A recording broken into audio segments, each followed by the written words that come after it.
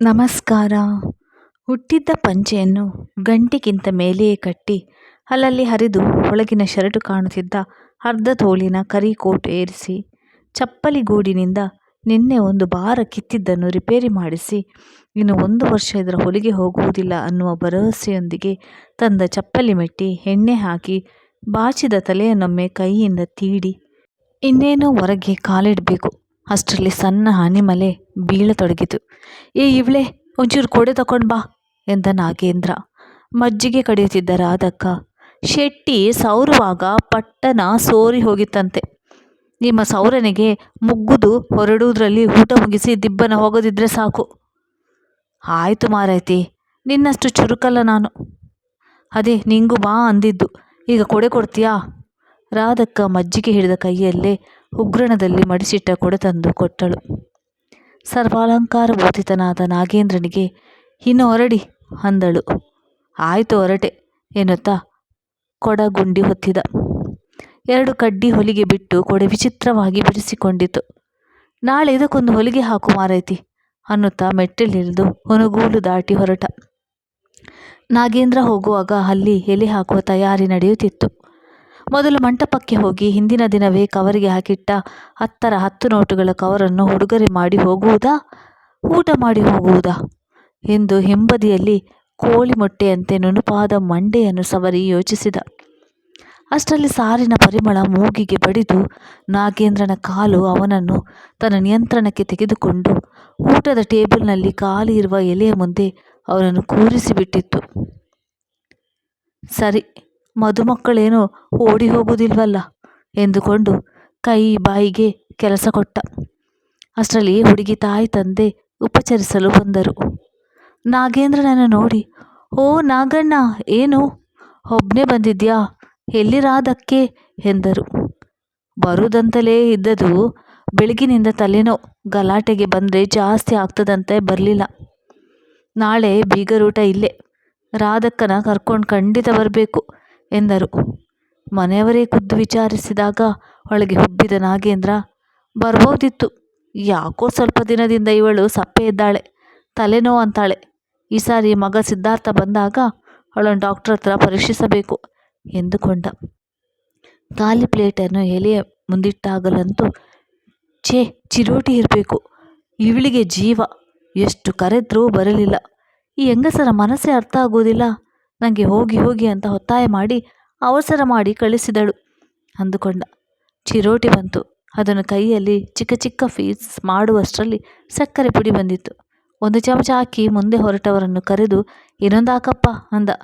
ಹಾಲಿಗೆ ಹಾಕಿರ್ತಾರೆ ಎಂದವನಿಗೆ, ಗೊತ್ತಪ್ಪ, ನಾನು ಚಿರೋಟಿ ತಿನ್ನದವನೇನಲ್ಲ, ಬೇಕು ಹಾಕು ಅಷ್ಟೆ ಎಂದು ಕೇಸರಿ ಮಿಶ್ರಿತ ಬಾದಾಮು ಹಾಲನ್ನು ಹಾಕಿಸಿಕೊಂಡು ರುಚಿಯನ್ನು ಆಸ್ವಾದಿಸುತ್ತಾ ನಿಧಾನವಾಗಿ ತಿನ್ನುವಾಗ ಮತ್ತೆ ಮನದನ್ನೇ ನೆನಪಾದಳು. ಒಂದು ಚಿರೋಟಿ ಕೇಳಿ ಫಲತಾಂಬೂಲದ ಚೀಲದಲ್ಲಿ ಹಾಕಿಕೊಂಡೊಯ್ದರೆ ಬೇಡ, ಯಾರಾದರೂ ಕಂಡರೆ ಮರ್ಯಾದೆ 3 ಕಾಸಾದೀತು ಎಂದುಕೊಂಡ. ನಾಗೇಂದ್ರ ಊಟ ಮುಗಿಸಿ ಕೈ ತೊಳೆಯುವಾಗ 4-6 ಮಂದಿ ಸಿಕ್ಕಿದರು. ಅಡುಗೆ ಶೇಷಾದ್ರಿ ನಾಗಣ್ಣನನ್ನು ಕಂಡವರು, ಚೆನ್ನಾಗಿದ್ದೀರಾ, ಹೆಂಗಿತ್ತು ಅಡುಗೆ ಎಂದರು. ನೀವಾ? ಸಾರಿನ ರುಚಿ ನೋಡಿ ನಿಮ್ಮದೇ ಅಡುಗೆ ಅನಿಸಿತ್ತು. ರಾಧಕ್ಕ ಬರಲಿಲ್ವಾ? ಇಲ್ಲ, ತಲೆನೋವು ಅಂತ ಬರಲಿಲ್ಲ. ನಿಮ್ಮ ಚಿರೋಟಿ ತಿನ್ನುವ ಭಾಗ್ಯ ಇಲ್ಲ ಅವಳಿಗೆ ಅಂದ. ಶೇಷಾದ್ರಿ ಒಳಗೆ ಹೋದರು. ಉಡುಗೊರೆ ಕೊಟ್ಟು ನಾಗೇಂದ್ರ ಹೊರಡುವಾಗ ಒಂದು ಬ್ಯಾಗ್ ಹಿಡಿದು ಬಂದ ಶೇಷಾದ್ರಿ ನಾಗೇಂದ್ರನ ಚೀಲಕ್ಕೆ ಹಾಕಿದರು. ಅಯ್ಯೋ, ಇದೆಂತ ಶೇಷಾದ್ರಿ ಎಂದ ನಾಗೇಂದ್ರನಿಗೆ. ಎಂತ ಇಲ್ಲ, ಸುಮ್ಮನೆ ಹೋಗಿ, ರಾಧಕ್ಕಂಗೆ ಚಿರೋಟಿ ಭಾಳ ಇಷ್ಟ, ಅವರ ಕೈ ಅಡುಗೆ ನಿಮ್ಮನೇಲಿ ಎಷ್ಟು ಊಟ ಮಾಡಿದ್ದೇನೇನೋ ಎಂದರು. ಇತ್ತ ನಾಗೇಂದ್ರ ಮನೆಯಂಗಲ ದಾಟಿದೆ ಅತ್ತ ರಾಧಕ್ಕ ಅರ್ಧ ಕಡೆದ ಮಜ್ಜಿಗೆ ಬದಿಗಿಟ್ಟು ಸೀರೆ ಬದಲಾಯಿಸಿದಳು. ಲಘು ಬಗೆಯಲ್ಲಿ ಕಪಾಟು ತೆರೆದು ಎದುರಿಟ್ಟ ಅಮ್ಮ ಕೊಟ್ಟ 2 ಗುಂಡಿನ ಸರ ತೆಗೆದು ಚೀಲಕ್ಕೆ ಹಾಕಿಕೊಂಡಳು. ಕಪಾಟು ಬೀಗ ಹಾಕಿ ಕೀ ಮೇಲಿಡಲು ತಲೆ ಎತ್ತಿದಳು. ಕಪಾಟಿನ ಮೇಲೆ ತೂಗು ಹಾಕಿದ್ದ ತನ್ನ ಮತ್ತು ನಾಗೇಂದ್ರನ ಫೋಟೋ ತನ್ನ ಹೆಗಲಿಗೆ ಕೈ ಹಾಕಿ ಎಂದಿನಂತೆ ನಿಷ್ಕಲ್ಮಶ ನಗುವಿನಲ್ಲಿ ನಿಂತಿದ್ದ ನಾಗೇಂದ್ರ, ನಿಂಗೆ ನನಗಿಂತ ಮಗನೇ ಹೆಚ್ಚಾದ ಅಲ್ವಾ ಎನ್ನುತ್ತಿದ್ದಂತೆ ಅನಿಸಿದೆ ಅಲ್ಲೇ ಕುಸಿದು ಕುಳಿತಳು. ತಾನು ಹೀಗೆ ಮಾಡಿದೆ ಎಂದು ತಿಳಿದರೆ ತನ್ನ ನಾಗೇಂದ್ರ ಉಳಿದಾನ? ಗಡಗಡ ನಡುಗಿದಳು. ಇಲ್ಲ, ನನಗೆ ಮಗನಿಗಿಂತ ನೀವೇ ಬೇಕು ಎಂದುಕೊಳ್ಳುತ್ತಾ ಅಲ್ಲೇ ಕುಳಿತು ಬಿಕ್ಕಿ ಬಿಕ್ಕಿ ಅಳತೊಡಗಿದಳು. ಗಂಟೆ 1 ತೋರಿಸುತ್ತಿತ್ತು. ಇಷ್ಟೊತ್ತಿಗೆ ಎಲ್ಲ ಹೊರಟು ಹೋಗಿದ್ದಾರೆ. ಮಗನಿಗೆ ಏನನಿಸಿತು? ಅಮ್ಮನಿಗೆ ಕಡೆಗೂ ಹೊಟ್ಟೆಯಲ್ಲಿ ಹುಟ್ಟಿದ ಮಗ ಬೇಡವಾಯಿತು ಎಂದುಕೊಂಡಿದ್ದಾನೆ. ರಾಧಕ್ಕ ಬಡಬಡಿಸಿದಳು, ಇಲ್ಲ ಮಗನೇ, ನನ್ನ ಜೀವ ಇಲ್ಲಿದ್ರೂ ಮನಸ್ಸು ಅಲ್ಲಿದೆ. ನಿನ್ನನ್ನು ಹರಸುತ್ತಿದೆ. ನನ್ನ ಅರ್ಥ ಮಾಡಿಕೋ ಕಂದ. 20 ವರ್ಷದ ಹಿಂದೆ ಬಿತ್ತ ಏಟಿನಿಂದಲೇ ಇನ್ನೂ ಸುಧಾರಿಸಿಲ್ಲ. ಅದರ ಮೇಲೆ ನಾನು ದ್ರೋಹ ಮಾಡಿದರೆ ಅವನು ಜೀವಂತ ಇರೋದಿಲ್ಲ. ಏನು ಮಾಡಲಿ ಹೇಳು? ನಾಗೇಂದ್ರನಿಗೆ ಒಬ್ಬ ತಂಗಿ. ತಂದೆ ಇಲ್ಲದ ಮಕ್ಕಳನ್ನು ತಾಯಿ ಬೆಳೆಸಿದ್ದರು. ನಾಗೇಂದ್ರನಿಗೆ ಬುದ್ಧಿ ಬಂದಾಗ ತಾಯಿ ಹೇಳಿದ್ರು, ಹುಟ್ಟುವಾಗಲೇ ಅಪ್ಪನನ್ನು ಕಳಕೊಂಡು ಹುಟ್ಟಿದ ದುರಾದೃಷ್ಟದ ಮಗು. ನೀನೇ ಅವಳಿಗೆ ಎಲ್ಲ ಆಗಿರಬೇಕು. 5 ವರ್ಷ ಚಿಕ್ಕವಳಾದರೂ ಅವನಿಗೆ ತಂಗಿ ಮಗುವಿದ್ದಂತೆ. ತಂಗಿಗಿಂತ ಮೊದಲು ನಾಗೇಂದ್ರನ ಮದುವೆಯಾಯಿತು. ಮದುವೆಗೆ ಮುಂಚೆ ರಾಧಕ್ಕನಲ್ಲಿ ಅವನು ಕೇಳಿಕೊಂಡಿದ್ದ, ನನ್ನ ತಂಗಿಯನ್ನು ಪ್ರೀತಿ ವಿಶ್ವಾಸದಿಂದ ನೋಡಿಕೊಳ್ಳಬೇಕು. ಅವಳು ನನ್ನ ಜೀವವಿದ್ದಂತೆ. ರಾಧಕ್ಕ ಒಪ್ಪಿಗೆ ಸೂಚಿಸಿದ ಮೇಲೆ ಅವನು ಅವಳನ್ನು ಮದುವೆಯಾಗಿತ್ತು. ಡಿಗ್ರಿ ಓದುತ್ತಿದ್ದ ರಮ್ಯಳಿಗೆ ಅವಳ ಡಿಗ್ರಿ ಮುಗಿಸಿದ ಮೇಲೆ ಮದುವೆ ಮಾಡುವ ಎಂದು ತಾಯಿ ಹೇಳಿದ್ದರು. ಈ ಮುದ್ದಿನ ತಂಗಿಗೆ ಹೆದರಿಕೊಂಡೇ ರಾಧಕ್ಕ ಆ ಮನೆ ಸೇರಿದಳು. ಆದರೆ ಅವಳ ಎಣಿಕೆ ಸುಳ್ಳಾಗಿತ್ತು. ಪಾಪದ ಹೆಣ್ಣು ರಮ್ಯ, ಅತ್ತಿಗೆ ನಾದಿನಿ ಅನ್ಯೋನ್ಯವಾಗಿದ್ದರು. ರಮ್ಯಳ ಓದು ಮುಗಿಯುತ್ತಿದ್ದಂತೆ ಅವಳ ಪರಾನ್ವೇಷಣೆಯಲ್ಲಿ ತೊಡಗಿದ ನಾಗೇಂದ್ರ ಮದುವೆ ಹೇಗೆ ಮಾಡಬೇಕು, ಹುಡುಗ ಹೇಗಿರಬೇಕೆಂದು ಬಹಳ ಆಸೆಯಿಂದಲೇ ಹುಡುಗನನ್ನು ಹುಡುಕುತ್ತಿದ್ದ. ಲೆಕ್ಕ ಪರಿಶೋಧಕನಾದ ಅದ್ವಯ ರಮ್ಯಳನ್ನು ನೋಡಲು ಬಂದ. 2 ಮನೆಯವರಿಗೂ ಒಪ್ಪಿಗೆಯಾಯಿತು. ರಮ್ಯಾ ಅಧ್ಯಯ ಒಪ್ಪಿಗೆ ಕೊಟ್ಟರು. ಮದುವೆ ಸಿದ್ಧತೆಗಳು ಶುರುವಾಯಿತು. ಮದುವೆಗೆ ತಿಂಗಳಿರುವಾಗ ರಮ್ಯಾ ಬಹಳ ಚಪ್ಪೆಯಾಗಿದ್ದಳು. ಹೆಚ್ಚು ಮಾತಿಲ್ಲ. ನಾಗೇಂದ್ರ, ಯಾಕೆ ಪುಟ್ಟ ಹಿಂಗಿದ್ಯಾ?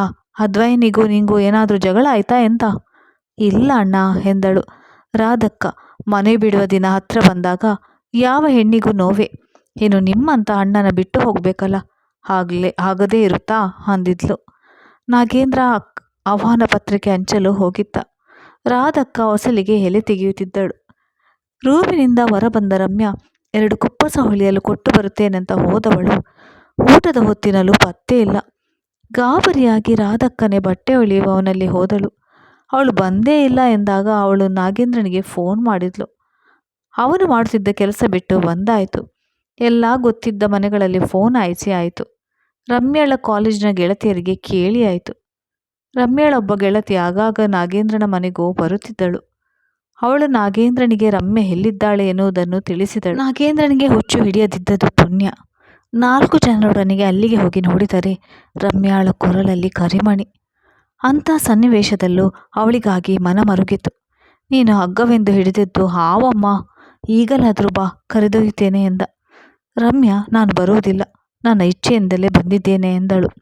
ಇನ್ನು ನನ್ನ ಪಾಲಿಗೆ ನೀನು ಸತ್ತಂತೆ ಅಂದ. ಹಾಗೆ ಆಗಲಿ ಎಂದಳು. ಹಿತೈಷಿಗಳು ಬಂಧುಗಳು ಅದ್ವಯನಲ್ಲಿ ಹೋಗಿ ಅವನ ತಂದೆ ತಾಯಿಯಲ್ಲಿ ಕ್ಷಮೆ ಕೇಳಿದರು. ಈ ಆಘಾತ ಸಹಿಸುವ ಶಕ್ತಿ ಇಲ್ಲದ ತಾಯಿ ದೇಹ ತ್ಯಜಿಸಿದರು. ನಾಗೇಂದ್ರನನ್ನು ಉಳಿಸಿಕೊಳ್ಳಲು, ಮನುಷ್ಯನನ್ನಾಗಿ ಮಾಡಲು ರಾಧಕ್ಕ ಪಟ್ಟ ಶ್ರಮಕ್ಕೆ ಸರಿಸಾಟಿ ಸೀತಾದೇವಿಯೂ ಅಲ್ಲ. ಅಂತೂ ಮನುಷ್ಯನಾಗಿ ಅವರಿಗೊಬ್ಬ ಮಗ ಹುಟ್ಟಿದ. ನಾಗೇಂದ್ರನ ಪ್ರಪಂಚವೇ ರಾಧಕ್ಕ.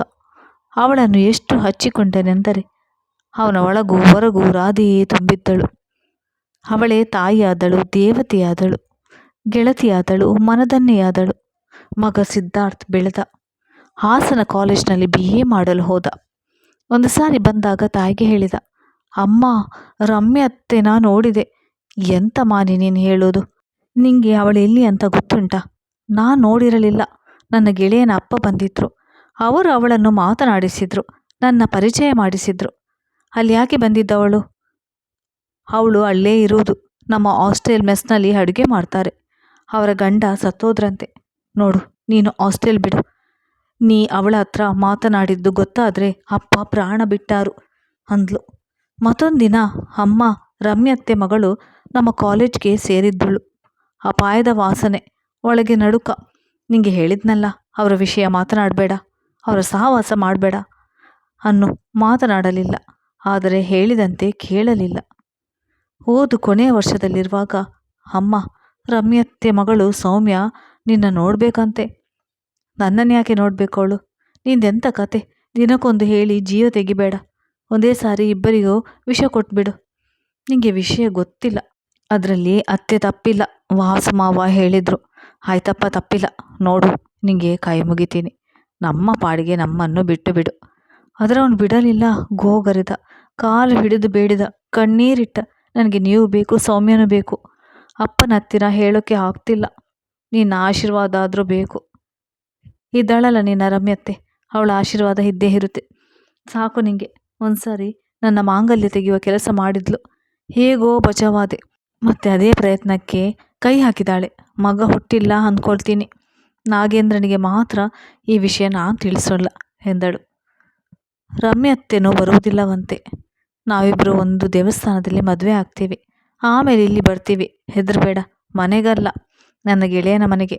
ಒಂದೇ ಒಂದು ಸಾರಿ ನಿನ್ನ ಕಾಲಿಗೆ ಬಿದ್ದು ಆಶೀರ್ವಾದ ಕೇಳ್ತೀವಿ ಅಂದ. ಯಾವ ಥರದಲ್ಲಿ ಹೇಳಿದ್ರು ಕೇಳದೆ ತಾಯಿ ಕರಳು ಕರಗುವಂತೆ ಮಾತನಾಡಿ ಅವಳನ್ನು ಒಪ್ಪಿಸಿದ. ಏಳುವ ಶಕ್ತಿಯು ಇಲ್ಲದ ರಾಧಕ್ಕ ಅಲ್ಲೇ ಮಲಗಿದ್ದಳು. ಇಡೀ ದೇಹ ನಡುಗುತ್ತಿದೆ. ತಲೆ ಹೊಡೆದು ಹೋಗುವುದೇನೋ ಎನಿಸುತ್ತಿದೆ. ಬಾಗಿಲು ಬಡುವ ಶಬ್ದ ಕೇಳುತ್ತಿದೆ. ನಾಗೇಂದ್ರ ಬಂದ. ಹೇಳ ಹೊರಟರೆ ಆಗುತ್ತಿಲ್ಲ.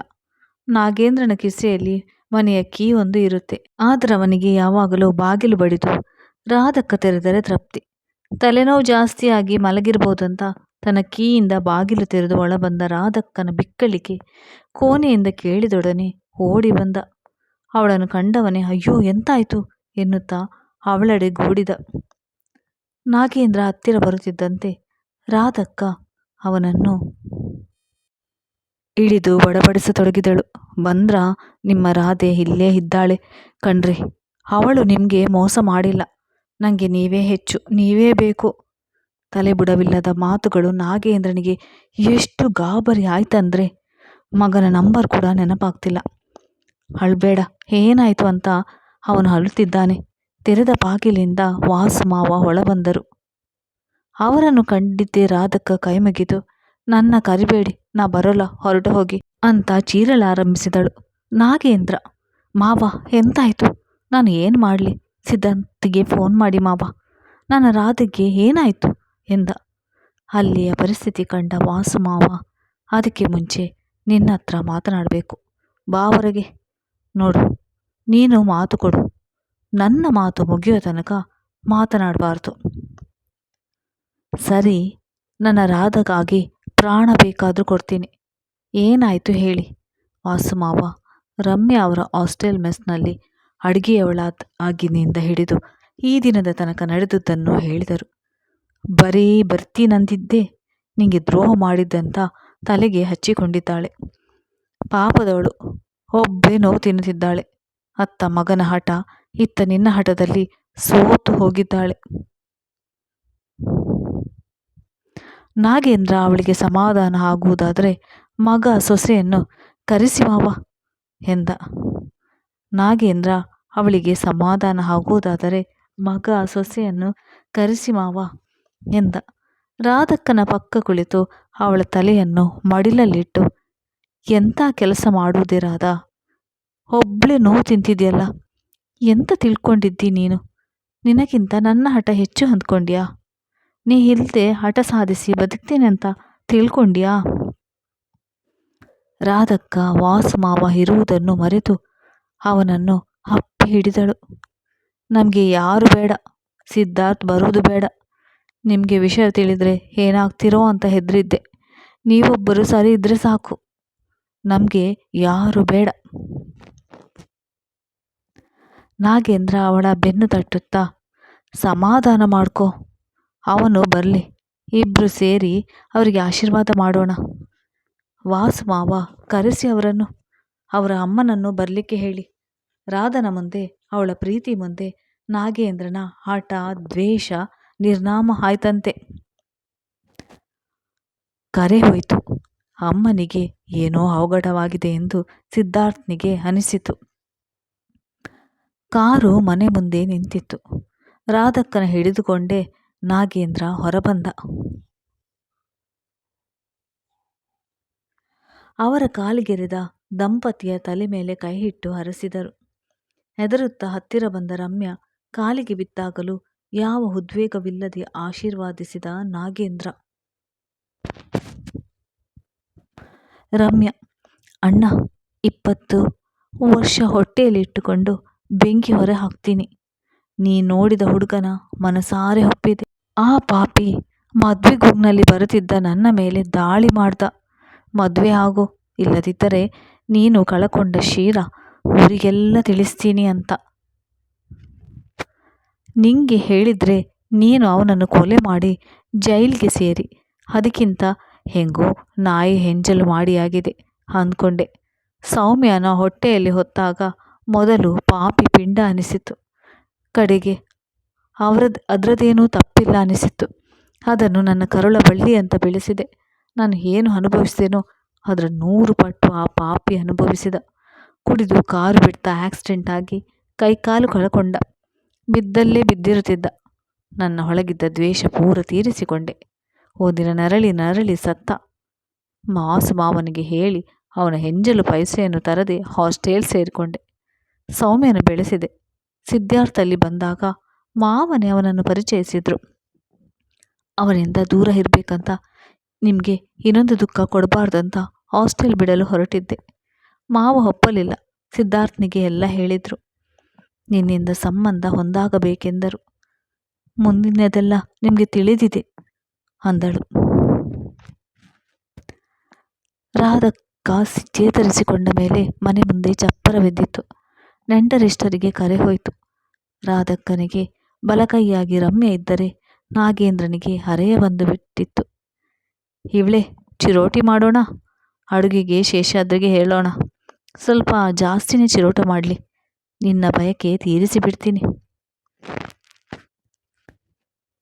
ನಿಮ್ಮನ್ನು ನೋಡಿದರೆ ಚಿರೋಟಿ ತಿಂದುದಕ್ಕಿಂತ ಹೆಚ್ಚು ಹೊಟ್ಟೆ ತುಂಬಿದೆ ಎಂದು ರಾಧಾ ತೃಪ್ತಳಾಗಿ ಹೇಳಿದಳು.